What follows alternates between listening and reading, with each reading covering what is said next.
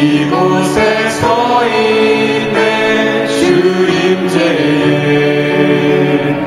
엎드려 절하네 그 어느 것도 난 필요 없네 주님만 경배해 주 은혜로 이곳에 서 있네 주임제에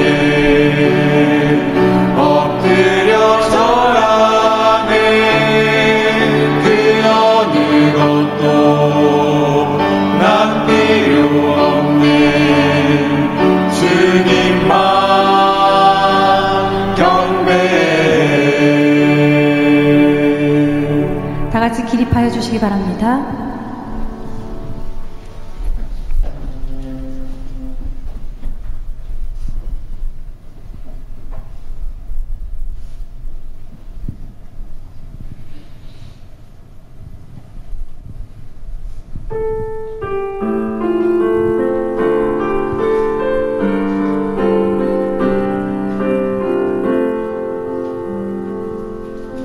나는 하나님을 예배하는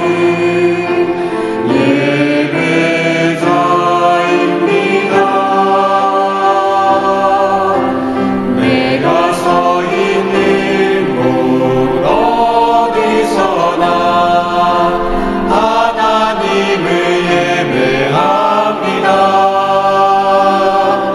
내 영혼 거룩한 은혜를 향하여 내 마음 완전한 하나님 향하여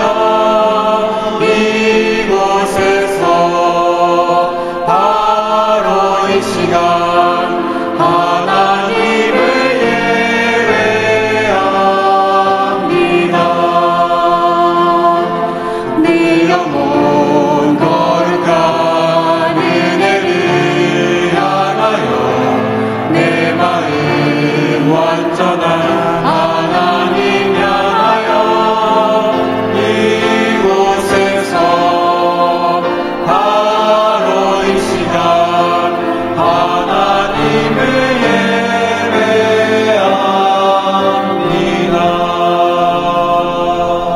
예배합니다. 오늘의 초청의 말씀입니다. 노아가 여호와께 제단을 쌓고 모든 정결한 짐승과 모든 정결한 새 중에서 제물을 취하여 번제로 제단에 드렸더니 여호와께서 그 향기를 받으시고 그 중심에 이르시되 내가 다시는 사람으로 말미암아 땅을 저주하지 아니하리니 이는 사람의 마음이 계획하는 바가 어려서부터 악함이라. 내가 전에 행한 것 같이 모든 생물을 다 멸하지 아니하리니. 여러분들을 예배로 초대합니다.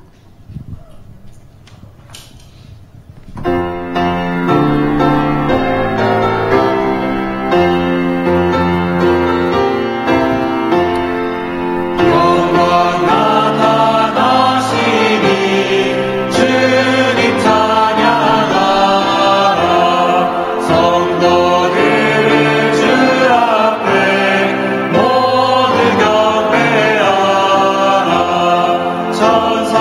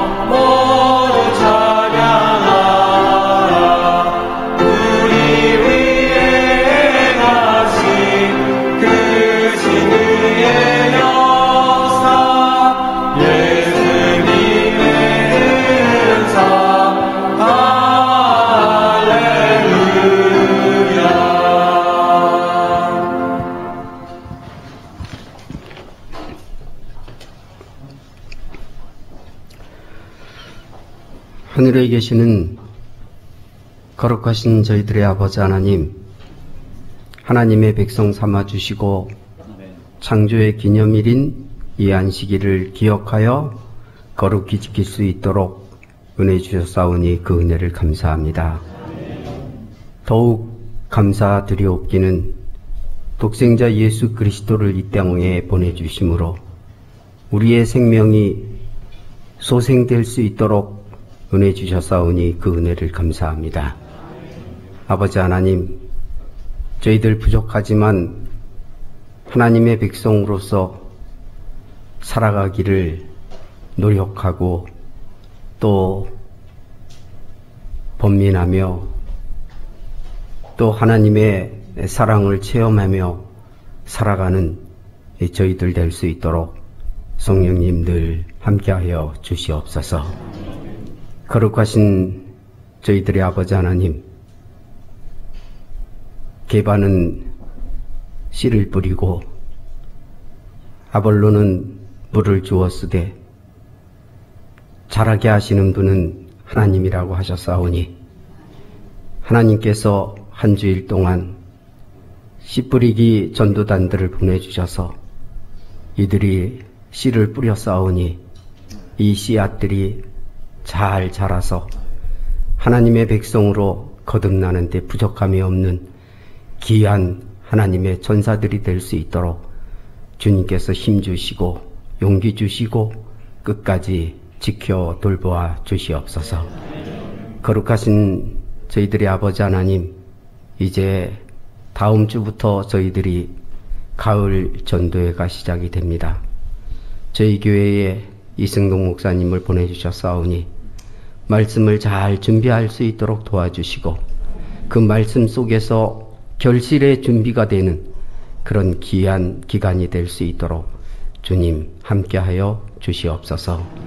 거룩하신 저희들의 아버지 하나님, 우리의 삶 속에서 하나님의 영광을 볼 수 있도록 도와주시고 하나님의 보좌를 그리워하는 하나님의 참된 백성으로 성장할 수 있도록 주님 은혜에 은혜를 더하여 주시옵소서.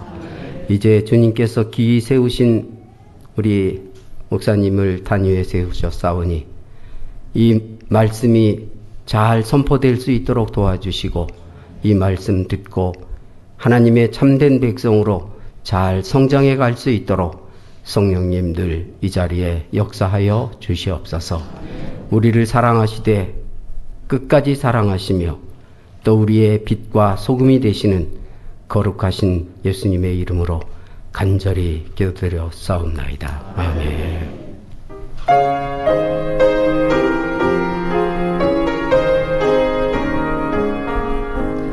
내가 어디를 가든 주님은 날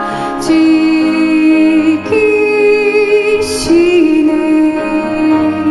무엇을 하든 주님께서 날 지키시네. 주는 나를 보시네. 나의 모든 것 아시고 사랑의 손길로 이끄시네. 날 지키시네.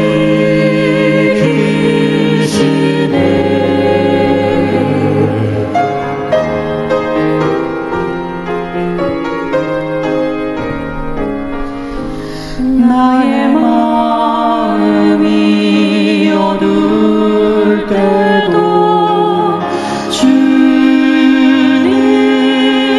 보시네. 잘못된 길로 빠질 때에도 주님은 보시네. 주는 나를 보시네. 나의 모든 것 아시고 사랑의 손길로 이끄시네. 날 지키시네.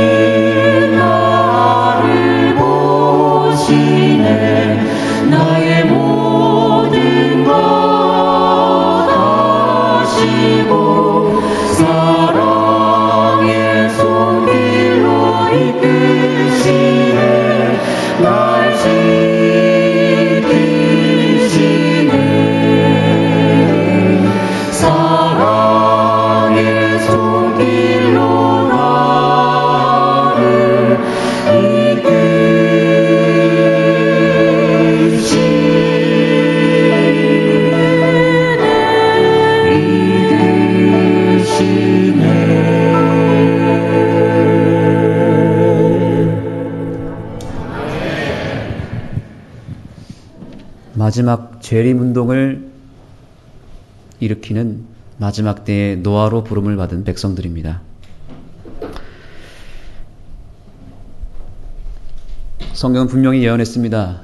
마지막 때가 되면 노아의 때와 같이 인자의 임함도 그러하겠다 그랬죠.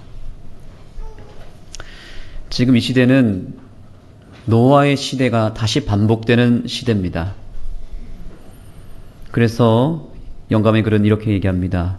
노아가 방주를 준비한 것처럼 우리로 하여금 재림을 준비하도록 때의 징조를 알 수 있게 하시고자 그분께서 말씀하신 것이다. 하나님은 이제 정말 마지막 심판의 때를 예비하는 노아를 저와 여러분을 통해서 불러내셨고 이제 이 교회를 통하여 재림을 준비하고 있다는 사실을 잊지 마시기 바랍니다.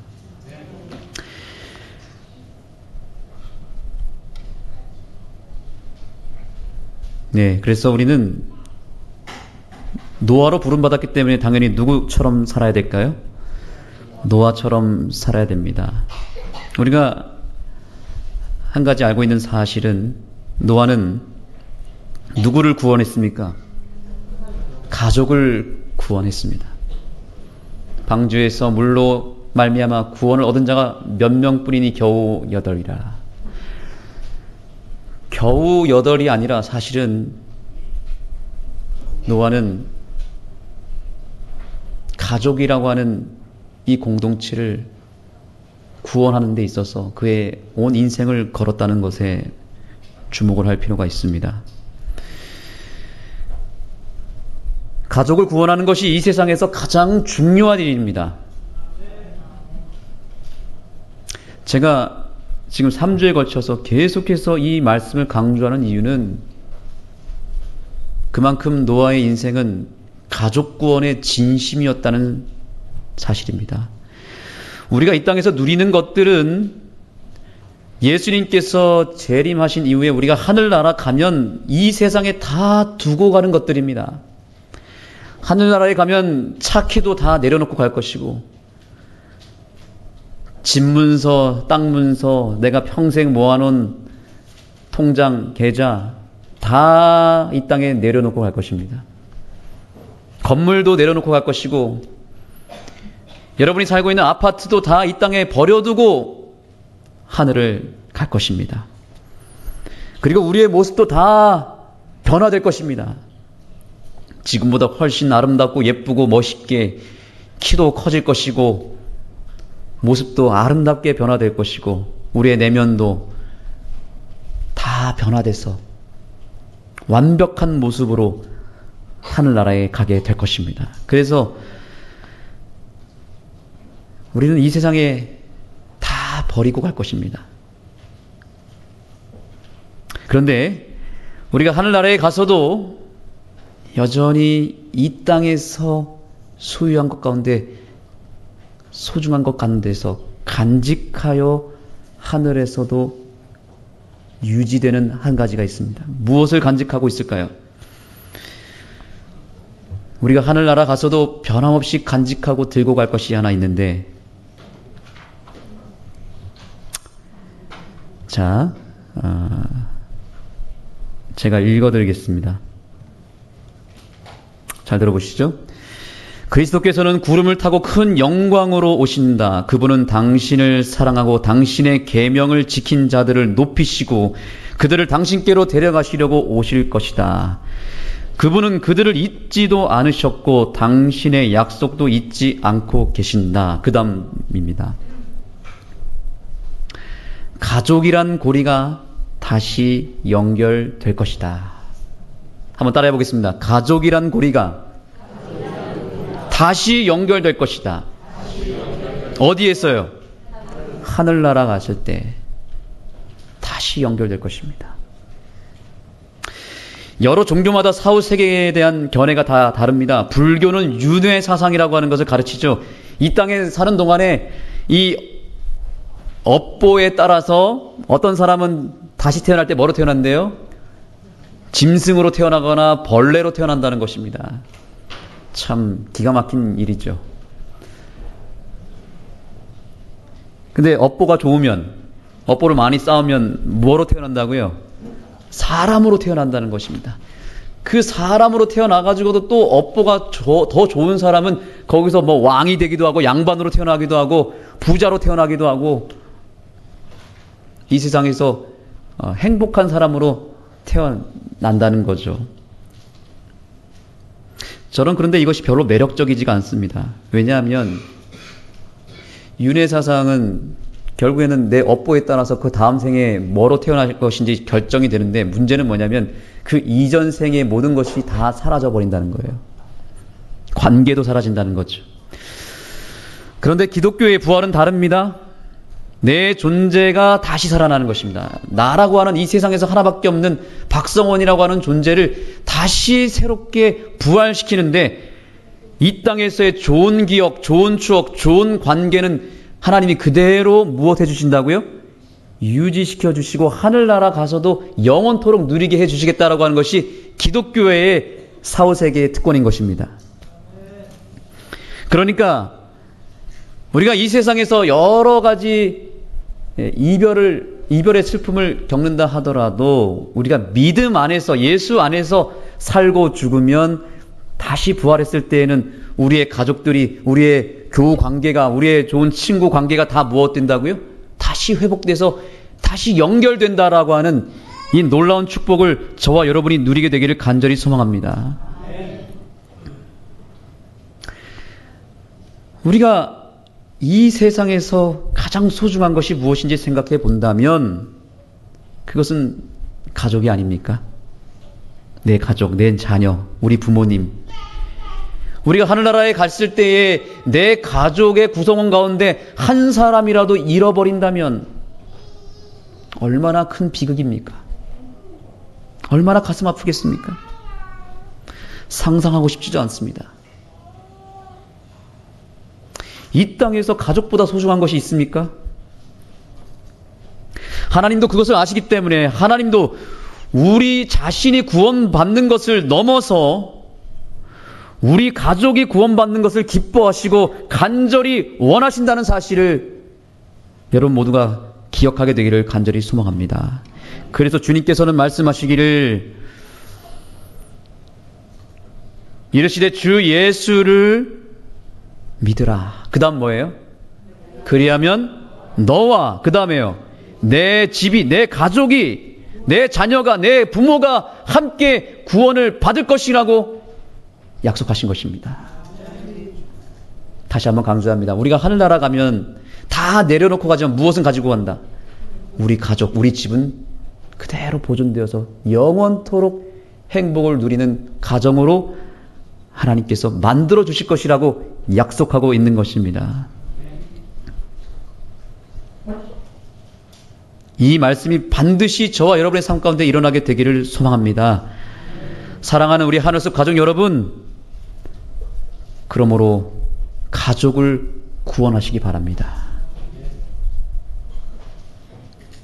이 땅에서 우리가 행복하게 가족끼리 여행 다니고 같이 살고 같이 맛있는 것도 해먹고 좋은 시간 보내는 것도 물론 중요하지만 이 세상에서 그 가족과 함께 누리는 행복이 얼마나 오래 가겠습니까? 생각보다 길지가 않습니다. 생각보다 길지 않아요. 이 세상에서 우리가 누리는 모든 것들은 다 비극으로 끝납니다. 해피엔딩이 하나도 없습니다. 왜 그렇습니까? 우리가 죽음 앞에 속절없이 무너질 것이기 때문에 그렇습니다.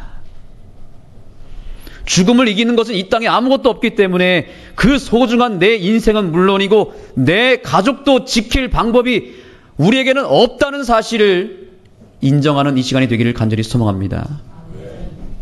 제 인생에 있어서 가장 불쌍한 사람이 있다면 저는 저희 아버지라고 생각합니다. 저희 아버지는 7살 때쯤에 부모를 다 잃어버리셨습니다. 고아로 사셨어요. 그래서 고아원에 살다가 거기서 너무 많이 맞아가지고 8살 땐가 9살 때 도망 나왔다가 형님과 도망 나와서 삼촌 집에 들어갔대요. 근데 거기서도 두드러 맞았대요. 이 부모가 없는 서름, 가족이 없는 서름으로 평생을 산 것입니다. 초등학교만 겨우 졸업하고 교육의 혜택을 누리지 못했습니다. 부모가 없으니 누가 이 아이의 인생을 책임져 주겠습니까? 그래서 그냥 어렸을 때부터 아르바이트하고 일하고 구두수선 하다가 하나님의 은혜로 재림교회에 들어오게 된 것입니다. 그리고 그 안에서 재림 청년을 만나서 결혼을 한 것입니다. 저희 아버지 인생의 가장 큰 축복은 뭐냐면 재림교회에 들어와서 재림 성도의 가정을 이루신 것이 가장 큰 축복이라 그랬어요. 그래서 여기 우리 교회 청년들이 있지만 여러분들 재림교회 안에 꼭 남아 계셔서 재림 청년을 만나셔서 믿음의 가정을 이루시기 바랍니다. 그것이 여러분의 인생의 최고의 목표가 되고 여러분의 삶의 유일한 성공이 되기를 간절히 소망합니다. 믿음의 가정을 이루는 것. 그래서 물론 여전히 가난에서 벗어나지는 않았지만 그래도 가족끼리 함께 예배드리고 교회 가는 것이 그리고 두 자녀가 믿음 안에서 자라나는 것이 유일한 행복이셨습니다.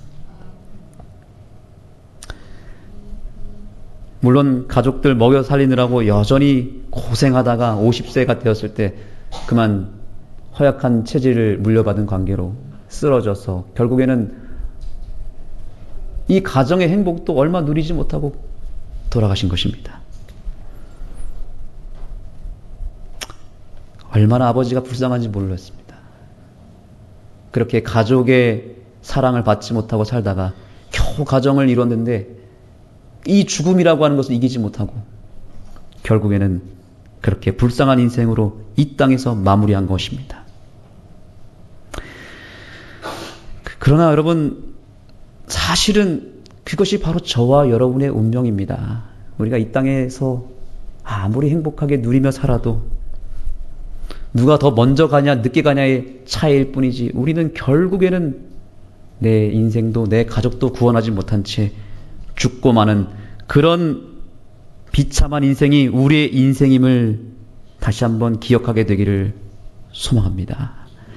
그러므로 우리는 무슨 수를 써서라도 내 자신의 구원뿐만 아니라 내 집을 구원해야 됩니다. 이 일만큼은 절대로 실패하지 않게 되기를 예수님의 이름으로 축복합니다. 노아는 가족만 구원했습니다. 우리는 이 노아의 모델을 따라가야 됩니다. 이 땅에서 노아로 부름받은 우리는 역시 동일한 결과를 맞이하게 될 것입니다. 우리의 가장 큰 사명은 내 가족을 구원하는 것이어야 되고 결국에는 가족만 남을 것입니다. 가족만 구원하게 될 것입니다. 여러분 다른 거 하지 마시기 바랍니다. 오늘부터 다시 한번 새로운 사명을 우리 받아야 되는데 가족을 구원하는 이 사명, 이 하나로 충분합니다. 우리의 자녀의 구원 부모가 책임져야 됩니다. 하나님은 반드시 그 자녀의 구원을 그 부모에게 그 핏값을 물으실 것입니다. 내 자녀의 믿음을, 내 자녀의 구원을 할아버지 할머니한테 맡겨서는 안 됩니다. 교회 목사에게 맡겨서도 안 되고 삼육학교에 보내는 것으로 끝나서도 안 됩니다. 자녀의 신앙의 100% 책임은 부모에게 있습니다. 내 자녀의 신앙을 책임지는 교회는 하늘숲 교회가 아니라 가정교회라는 사실을 잊지 마시기 바랍니다. 가정에서 해결해야 되지 교회에 와서 그 신앙의 문제를 해결하시면 안 됩니다. 내 자녀의 신앙과 신앙 교육을 삼육학교에서 해준다고 생각하면 그건 큰 착각입니다. 우리 자녀의 신앙의 교육은 어느 학교에서 이루어져야 되냐면 가정학교에서 끝나야 됩니다. 그것으로 충분합니다. 가정에서 얼마든지 할 수 있습니다.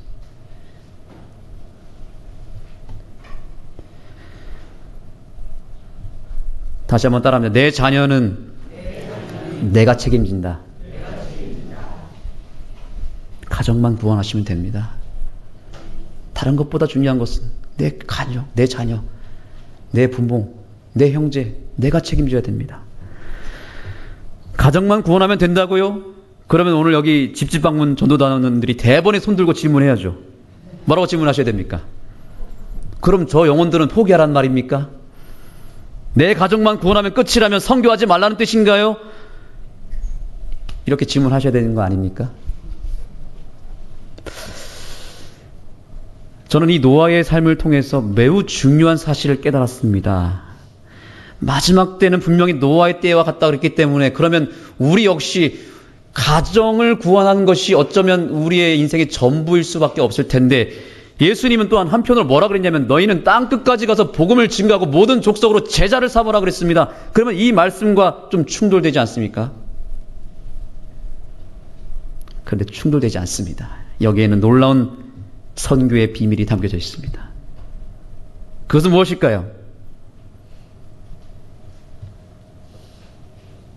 남을 구원할 생각하지 말고 내 자신과 내 가족을 구원하라고 하는 이 예수님의 명령을 자세히 들여다보면 결국에는 우리의 이웃과 저 세상 사람들, 우리가 남이라고 생각하는 사람들을 어떻게 여기라는 것입니까? 어떻게 하라는 거예요? 맞습니다. 가족으로 삼으면 되는 거 아닙니까? 그러면 문제가 풀렸죠. 우리가 집집 방문으로 만나는 사람들이 남임이면 안 됩니다. 그들이 내 가족이 되는 순간 거기서 복음은 역사하는 것입니다. 한번 질문을 스스로에게 해볼 필요가 있습니다. 내가 전도하는 이웃이 가족인가요? 남인가요? 남이면 전도하지 마십시오. 남이면 전도하지 마십시오. 그러나 가족이 되었다면 목숨을 걸고 구원하시기 바랍니다.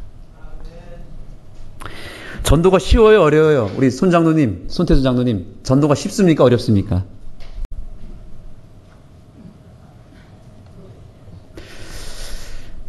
전도는 정말 쉽습니다. 쉬운 방법 알려드릴까요?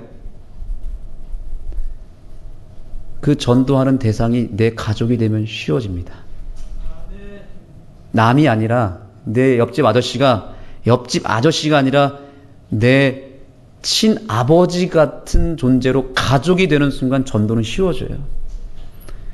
그럼 그들이 뭐라고 하든 거절을 하든 나에게 욕을 하든 상관이 없습니다. 내 가족인데요. 가족한테 욕 듣는 거 쉽잖아요.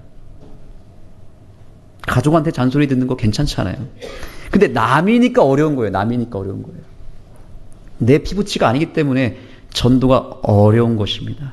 전도가 어려운 이유는 남에게 자꾸 전도를 하려고 하니까 어려운 것이지 가족이 되면 그 다음부터는 완전히 쉬워집니다. 우리 손장로님에게 있어서 아프리카 사람들이 다 가족인 것 같아요. 맞습니까? 그러니까 자꾸 가는 것 같아요. 근데 저는 아프리카 가기 싫거든요. 아직은. 왜 그런가 봤더니 왜 해외 선교가 자꾸 제 마음에 안 땡기나 봤더니 아직은 제 입장에서 그들이 내 가족이 안 된 것입니다. 저의 기도 제목이겠죠.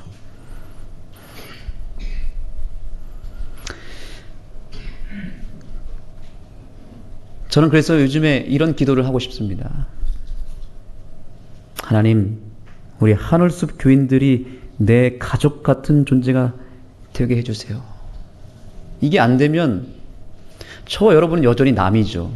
같이 예배를 드리는 교인일 뿐이지 여러분들이 제 가족이 안 된다면 또 여러분 앞에 있는 제가 그냥 목사로만 있다면 그냥 우리는 서로 뭐예요? 그냥 같은 공간을 쓰는 존재들이죠. 여러분들 기도하셔야 됩니다. 내 옆에 있는 사람이 내 가족이 되게 해달라고 기도하셔야 돼요. 이게 안 되면요, 우리 하늘숲 교회는 절대로 부흥할 수 없습니다. 근데 우리가 이 공간에 있는 모든 사람들이 정말 내 피부치 그 이상의 가치 있는 가족이 되는 순간 이곳이 지상 천국이 될 것입니다. 저는 그것을 꿈꾸고 싶습니다. 그런 다음에 해야 될 기도가 무엇입니까? 하나님, 저 대한님 마을에 있는 사람들이 내 자식이 되게 해주시고 내 부모가 되게 해주시고 내 형제가 되게 해달라는 그 기도가 우선되어야만 우리가 저 마을로 나갈 자격이 되고 역량이 되는 것입니다. 여전히 남이면 갈 필요가 없어요. 우리는 철저하게 가족 중심의 신앙을 해야 되는 것입니다. 우리는 예수님 안에서 예수님의 피를 통하여 한 가족이 되었음을 믿으시기 바랍니다. 우린 다 성도 다르고 혈통이 다르죠. 그래서 남이지만, 그러나 오늘 예수님을 통해서 새로운 피를 이어받았고 그 피 안에서 태어났기 때문에 우리는 같은 혈통이 맞습니까? 같은 혈통이 되었기 때문에 우리는 가족이 된 것입니다. 오늘 이 순간부터 내 가족이다 생각하고 내 몸과 같이 내 옆 사람을 사랑하게 되기를 예수님의 이름으로 축복합니다. 이럴 때 이런 인사가 의미가 있습니다. 아주 유명한 인사죠. 하늘에서 만날 사람 미리 만나 반갑습니다. 근데 오늘 좀 단어를 바꿔보겠습니다. 이렇게 인사 나누겠습니다. 하늘에서 만날 가족 미리 만나 반갑습니다. 이렇게 서로 인사 나누겠습니다. 시작.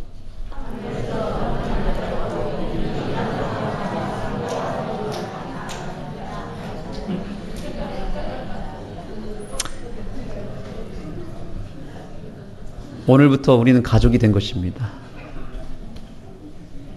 그 호칭도 다 떼버렸으면 좋겠어요. 그냥 아버지, 어머니, 삼촌, 이모 이렇게 하면 어떨까요? 네, 박선묵 형님 이렇게 제가 앞도 불러야 될 것 같은데요.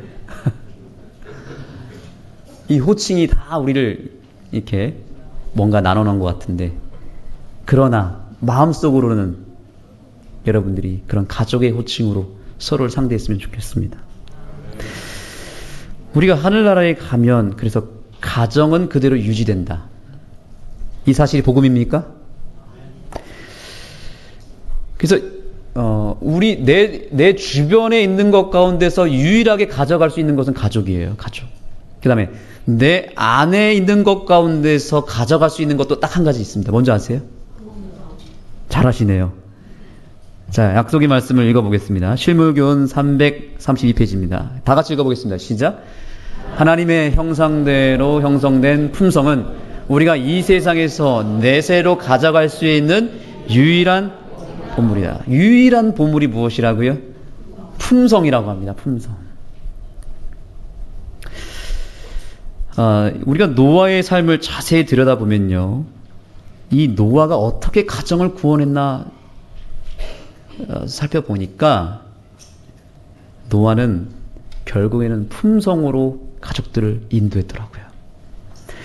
자, 부자 선지자 98페이지를 보겠습니다. 노아의 경고가 세상 사람들에게는 거절을 당하였지만 그의 가마와 무엇으로요? 모본이 그의 가족에게는 복된 결과를 가져왔다. 그러니까 이것을 한마디로 요약하면 뭐예요? 노아는 막 말로 막 잔소리해서 자녀들을 끌어낸 것이 아니고 막 뭔가 탁월한 어떤 미사 여구를 사용해서 말뿐인 그런 신앙을 하지 않았다는 거예요. 그냥 조용히 삶으로 보여줬다는 것입니다.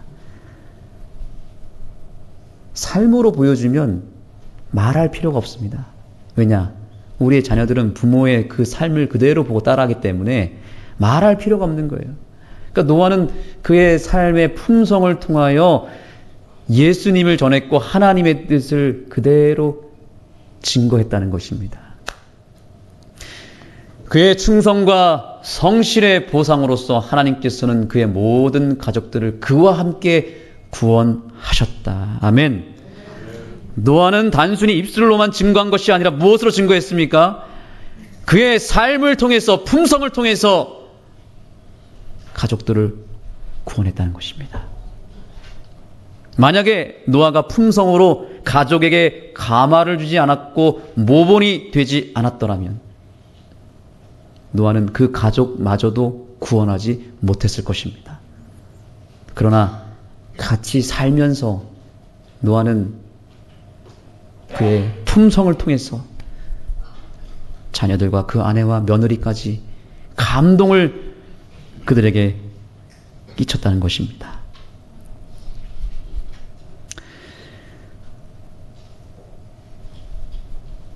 그래서 가장 센 힘은 품성입니다. 물질이 아닙니다. 권력이 아닙니다. 어떤 그 사람의 능력이 아닙니다. 가장 센 힘은 무엇이라고요? 품성입니다. 아무리 복음을 탁월하게 가르치고 전도를 열심히 해도 품성에서 실패하고 품성을 통해서 상처를 주면 영혼들은 다 떠나가게 되어 있습니다. 세상에서도 가장 중요하게 생각하는 자질은 어떤 그 사람의 능력치와 지식과 그 사람의 재능이 아니더라고요. 왜냐하면 요즘에는 다 재능꾼들이에요. 다 능력이 있습니다. 다 똑똑합니다. 다 대학 나왔고 박사 있습니다. 그런데 좋은 품성을 갖춘 사람을 찾기가 그렇게 어렵다고 합니다. 시간이 많이 흘렀지만 저는 어렸을 때 많은 목사님들을 만나봤습니다.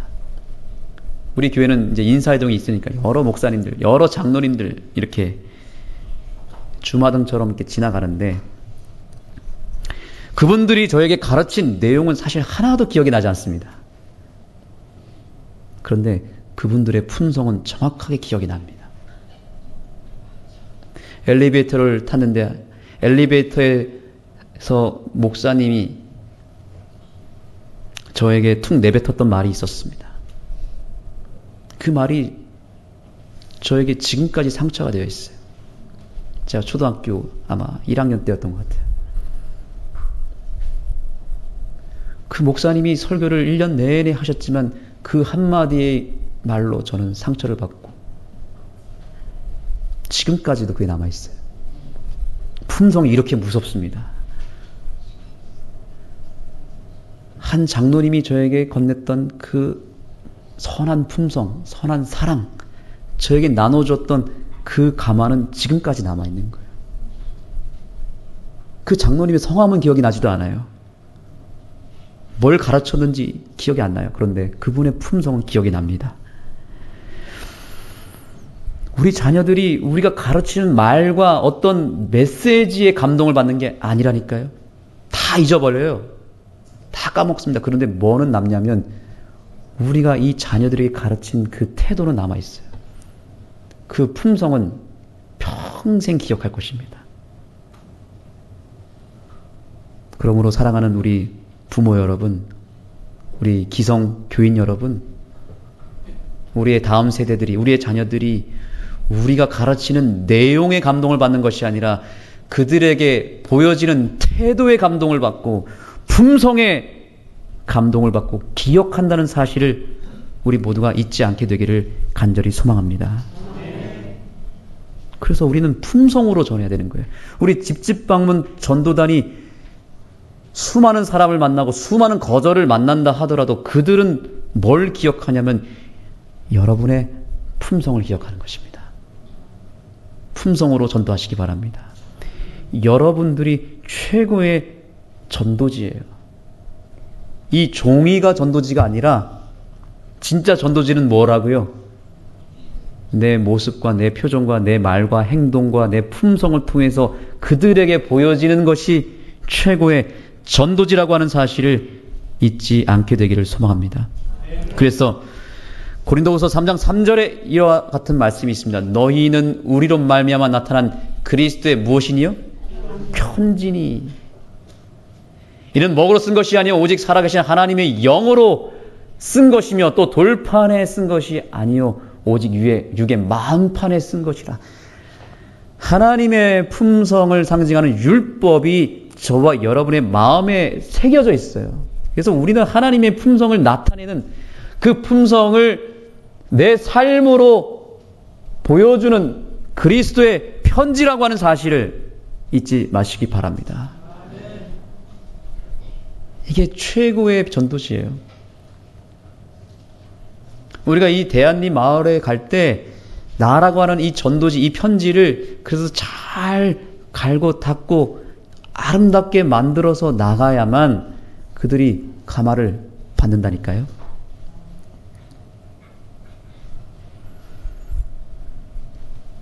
그래서 저는 기도 제목을 또 바꾸고 있습니다. 하나님, 제가 품성으로 예수님을 전하는 목회자가 되게 해주세요. 그렇게 요즘 기도하고 있습니다. 내가 노력하고 개발해서 형성된 품성은 한계가 있더라고요. 막 쥐어 짜내는 품성 말고요. 예수님께서 말씀하시기를 너희 안에 이 마음을 품으라. 곧 그리스도 예수의 마음이니라 그랬죠. 우리는 예수님의 마음을 받고 예수님에게 가서 그분의 품성을 받아서 그분의 품성으로 살아야 되는 것입니다. 내 품성, 내 아무리 좋은 품성, 탁월한 기질, 그걸로는 안 되더라고요. 해보니까. 그 매 순간 우리는 예수님을 의지해야 돼요.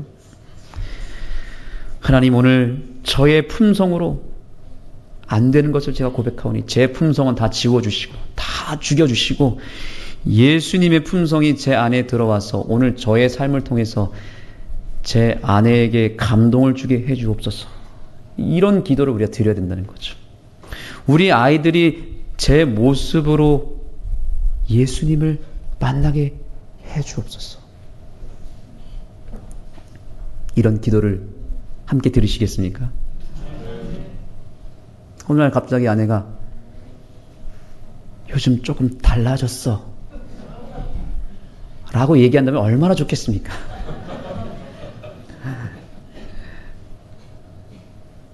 그 얘기 한번 들어보려고 제가 요즘 열심히 기도하고 있습니다. 하나님, 제가 오늘 정말 어떻게 해서라도 마지막에 저녁에 요새 좀 달라진 것 같은데 이 얘기 한마디만 듣게 해주십시오. 자, 정말 기도하고 있습니다. 오늘 좀 들어봤으면 좋겠습니다. 여러분, 이런 소리 들어야 되는 거예요. 아, 하늘숲교회 다녔더니 당신 조금 달라진 것 같은데. 우리 엄마 하늘숲교회 다녔더니 엄마가 좀 달라졌어요. 엄마, 교회가 도대체 어떤 교회예요? 우리 하늘숲교회는 맛집으로 유명합니다. 점심이 맛있다고 원주에 소문이 다 났어요. 그래서 여러분 밥 먹으러 가자고 좀 전도 많이 하시기 바랍니다. 근데 보니까 오늘 우리 교회는 음악 맛집이에요. 와, 오늘 찬양 여러분 좀 소름 돋았죠? 예, 전 찬양 듣고 이제는 우리 교회가 찬양의 맛집이 되었구나. 이제 귀가 즐거워지고 입이 즐거워지고, 야, 이제 하나만 남았습니다. 우리 교회가 이제 품성의 맛집이 되어야 돼요. 아멘입니까? 하늘숲교회 사람들 막 천사고 하늘에 사는 사람들 같다. 정말 이분들은 뭐 먹지도 않고 싸지도 않을 것 같다. 그냥 하늘에서 온 그냥 천사들 같다. 정말 예수님 같은 사람들이 이곳에 있다는 소문을 좀 내봤으면 좋겠습니다. 그래서 하늘숲교회만 가면 막 사람이 달라진다는, 품성이 막 매 안식일마다 바뀌는 거예요. 그렇게 화냈던 사람이 화가 안 나고 잔소리도 줄어들고, 설거지를 안 했던 사람이 설거지를 하기 시작하고 청소를 하고, 근데 말에 이 쓰는 단어가 달라져서 이전과 완전히 언어 생활이 달라지고, 아침에 일찍 일어나고 부지런해지고 성실해졌다. 사람을 섬긴다. 요리를 하기 시작한다. 이런 품성의 맛집이 되는 것이 가장 효과적인 전도인 것입니다. 나는 잘 모를지 모르지만 내가 조금만 변하기 시작하면 사람들이 알아보기 시작합니다. 어떠한 일이 있어도 품성으로 상처 주는 일이 이 교회에서는 오늘 이후로부터 없게 되기를 간절히 소망합니다. 여러분, 품성으로 상처 주지 않는 거, 이거 하나만으로도 큰 전도입니다. 기껏해서 집집방문팀이 와가지고 막 동네 사람들 막 끌어왔고 막 여기 앉혀놨는데 막 상처받고 다시 쫓아내면 되겠습니까?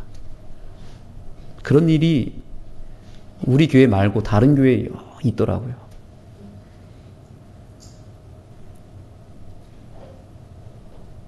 자, 우리 옆 사람에게 연습 한번 해보겠습니다. 옆 사람에게 이렇게 인사하십시오. 사과하세요. 이렇게 인사하시고, 그 다음에 그 옆 사람 뭐라고 하냐면, 사과했으면 용서하세요. 이렇게 인사하시기 바랍니다. 자, 역할 분담 알아서 하시고, 사과하세요. 그리고 사과했으면 용서하세요. 시작.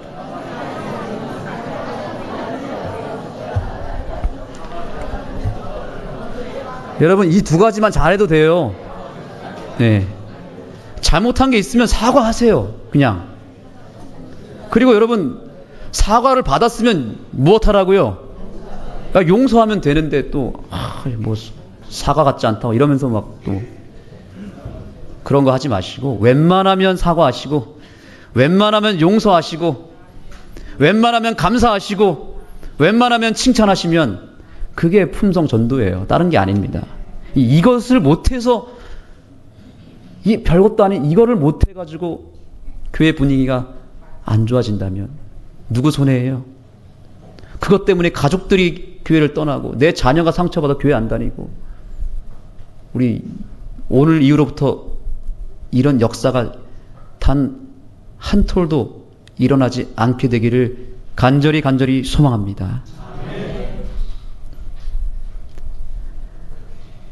각시대 대장수 360페이지입니다. 노아의 삶을 이렇게 묘사하더라고요. 그의 말은 그분의 종을 통하여 사람에게 말씀하신 하나님의 목소리였기 때문에 무엇이 있었다? 능력이 있었다. 아멘. 노아의 말이 능력이 있었던 것은 자기의 말을 한 게 아니라, 자기 생각으로 말한 게 아니라 누구한테 능력 받았어요? 하나님께로부터 능력을 받아서 말했기 때문에 능력이 있었고 감동이 있었고 변화가 일어났다는 것입니다. 우리는 오늘 이후로부터 말 한마디를 하더라도 기도하고 말해야 돼요. 하나님께 능력 받아서 말해야 됩니다. 어떤 행동을 하든지 어떤 사람을 만나든지 우리가 하나님께로부터 그분의 품성을 받고 그분의 말을 받고 그분의 마음을 받고 그분의 표정을 받고 그분의 정신을 받아서 말하고 행동하고 대하게 되면 감동이 일어납니다.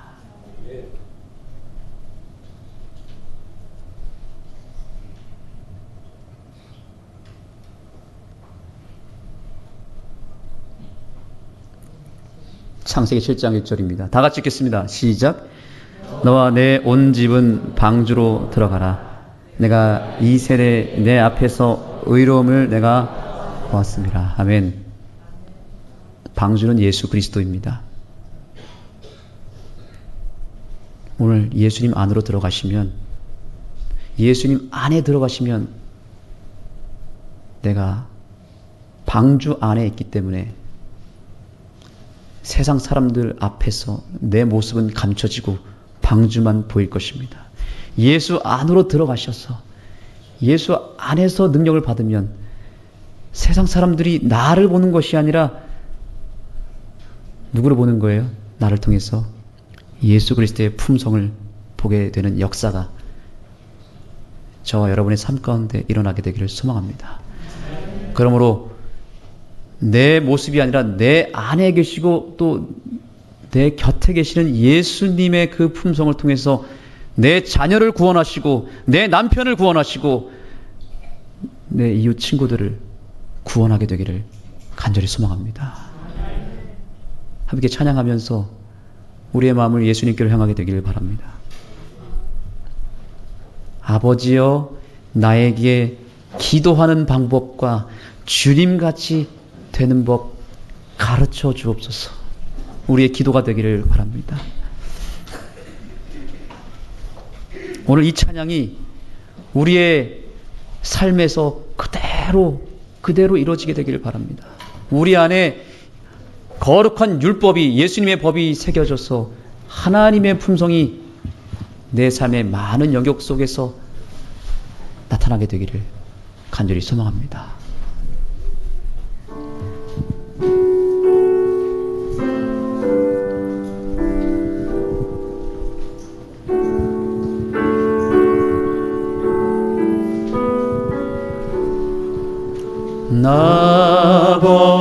아버지여, 나에게 기도하는 방법과 주님 같이 되는 법 가르쳐 주소서. 예수님과 같이 되기 원하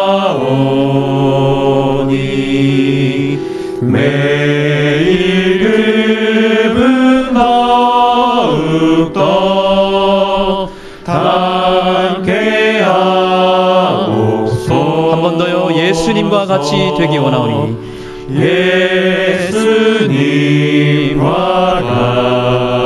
같이 되기 원하오니 매일 그분 더욱더 닮게 하옵소서. 우리 이제 기도하는 시간을 가질 때에 우리 이 찬양의 가사 그대로 개인적으로 기도했으면 좋겠습니다. 정말 주님을 닮기를 원하고 주님의 품성이 저의 품성이 되기를 원합니다. 주님, 저의 모난 품성을 다 벗겨주시고 주님의 품성의 옷을 입혀주옵소서. 이렇게 주님 앞에 간구하도록 하겠습니다. 네, 이제 함께 일어서셔서 우리의 마음을 헌신하여 찬양으로 올리겠습니다. 2절을 이어서 찬양합니다.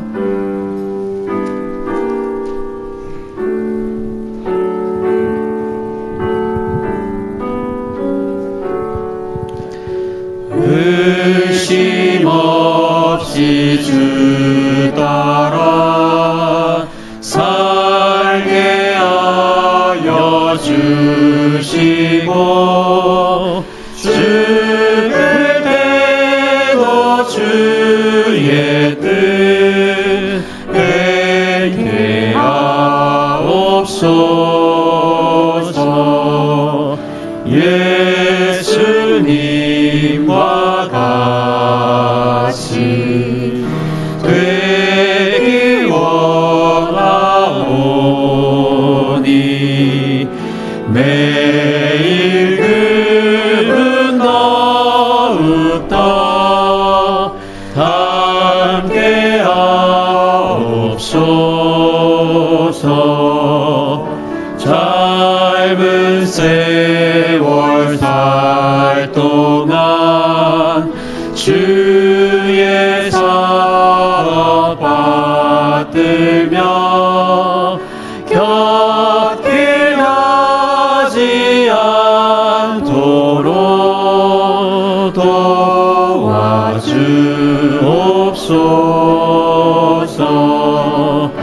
예수님과 같이 되기 원하오니 매일 그분 더욱더 닮게 하옵소서. 성부 성자 하나들 우리 하나 되는 법 알게 하여 주시면 주님 닮게 되리. 예수님과 같이 되기 원하오니 매일 그분 더욱더 닮게 하옵소서.